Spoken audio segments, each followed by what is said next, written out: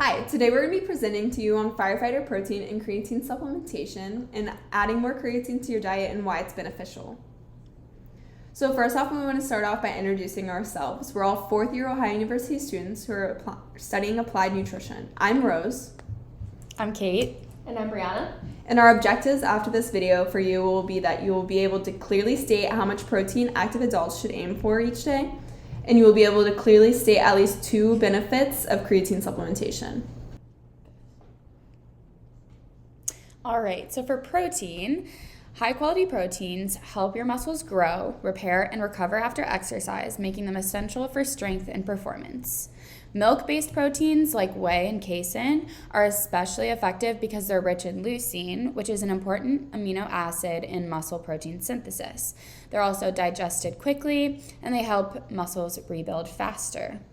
Now, it's important to focus on getting your protein from whole foods, but if that's not available, you can confide in trusted protein supplements to help meet your needs. Now, how much protein should you be consuming? We're going to recommend about 1.5 to 1.8 grams per kilogram of body weight. So for example, if you're around a 200-pound male, you would need about 135 to 162 grams of protein a day.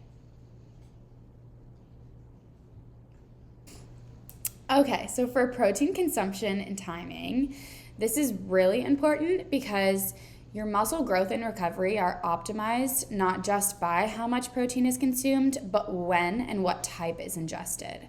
So immediately after exercising, you want to consume about 0.3 grams per kilogram of body weight, or around 20 to 30 grams of protein, which will help maximize your muscle protein synthesis. Now, about 0 to 2 hours post-exercise, it's important to consume high biological value proteins.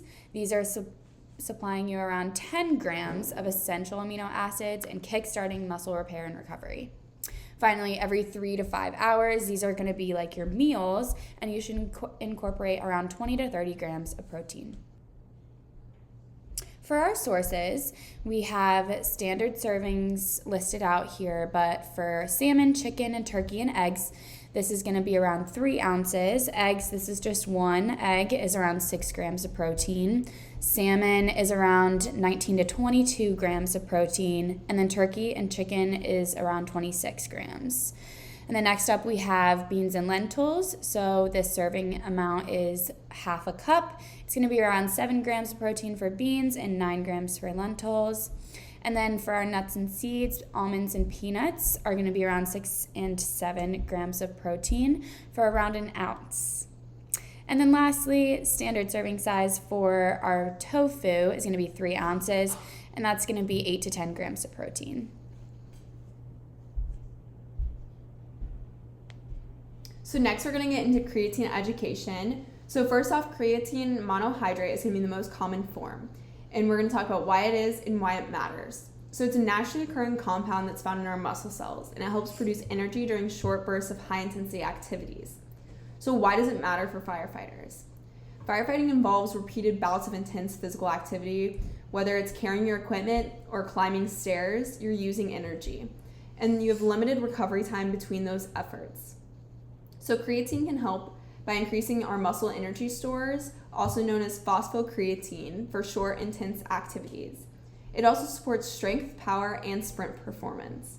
And it's potentially used for improving recovery and reducing fatigue during repeated efforts. So let's get into the benefits of creatine monohydrate now. So for strength and power, it increases your maximal strength and power output, whether that's lifting, dragging, or climbing. And then in high intensity work capacity, it helps increase those efforts, which is useful during fire suppression and rescues. And for muscle recovery, it reduces damage and inflammation post-exercise. And some research even suggests possible benefits under sleep deprivation or heat stress, which is both extremely relevant to firefighters. So now let's talk about the food sources. Half of our body's supply of creatine comes from our diet, especially protein-rich foods. The other half is produced in our liver, kidneys, and pancreas. So our standard servings of 3 ounces of meat for red meat is going to provide you with 1 to 2 grams, and pork is going to provide you with about half a gram per 3 ounces. And then for more of our fish products, which is still a standard serving size of 3 ounces, salmon's going to provide you with 1 to 2 grams, while tuna will only provide you with 1 to 1.5 grams per 3 ounces. And animal products such as milk and cheeses do have trace amounts of creatine.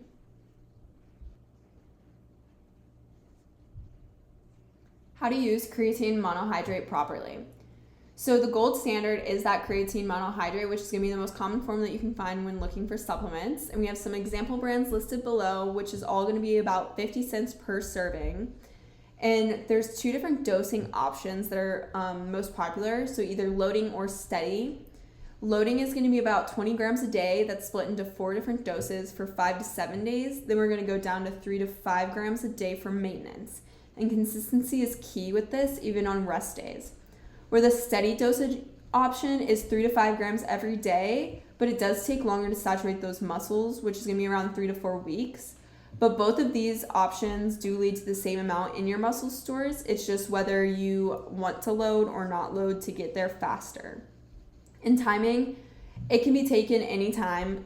Most people often take it with meals or post-workouts. But with creatine supplementation, it's extremely important to have at least 3 liters of water a day, which as firefighters, we know that you do prioritize hydration. Next, we're going to talk about our recipe, and we're going to have you guys do breakfast burritos. So some of the ingredients that we have in these are frozen tater tots, lean ground beef, 2 teaspoons of olive oil, peppers, onions, eggs, shredded cheese, and then with tortillas. And here's our first steps. As you can look at the nutrition information, we have that one burrito is 492 calories, it has 30 grams of fat, and then for the protein, we have 27 grams of protein in this and 0.31 to 0.41 grams of creatine. Here are the instructions. And then we have food safety. This is very important because we want to make sure that we are eating the burritos properly and we're not going to end up getting sick from them. So we want to make sure that we never allow meat, poultry, seafood, eggs, or produce or other foods that require refrigeration to sit at room temperature for a long time. And then we want to make sure we keep eggs refrigerated and cook the yolks entirely to make sure they're firm. And then we want to keep the refrigerator temperature at or below 40 degrees and the freezer temperature should be 0 degrees. And then to make sure we are reheating the burritos safely, we want to make sure that they reach an internal temperature of 165 degrees. And then you can microwave them to 2 to 3 minutes, rotating halfway, or bake them in an oven wrapped in foil at 350 degrees for 25 to 30 minutes. And we want to make sure that we're not refreezing them and then thawing them again because that can be hazardous. Here's a quick Qualtrics survey. This is just to test your knowledge on what we discussed today in this presentation. So the answers are here. We have question 1, how much protein should active adults aim for each day? This is going to be 1.5 to 1.8 grams per kilogram of body weight. Question 2, benefits of creatine supplementation. The benefit is it increases muscle stores. And then lastly, question 3, which food is protein rich? And that's going to be chicken. So the key takeaways of this presentation include high quality proteins, help muscles grow, repair, and recover after exercise, making them essential for strength and performance, especially for firefighters. Secondly, creatine supports strength, power, and sprint performance and improves recovery time. And then lastly, eating a wide variety of proteins can ensure proper recovery and allows for adequate creatine consumption. Thank you guys for attending our presentation today. We also have a part 2 where we went to Kroger and discussed different food options when picking different foods for your burritos. When choosing veggies for our frozen breakfast burritos, we can have 2 different options between fresh and frozen. Fresh veggies are going to be more expensive and take more time to prep. However, they're going to have a better texture and better flavor. Frozen veggies are more convenient, they're cheaper, but they do have a softer texture. Cheese does have trace amounts of creatine, but we can focus more on our protein intake when choosing cheeses. Cheddar cheese is going to have the most protein for shredded cheeses for choosing our burritos.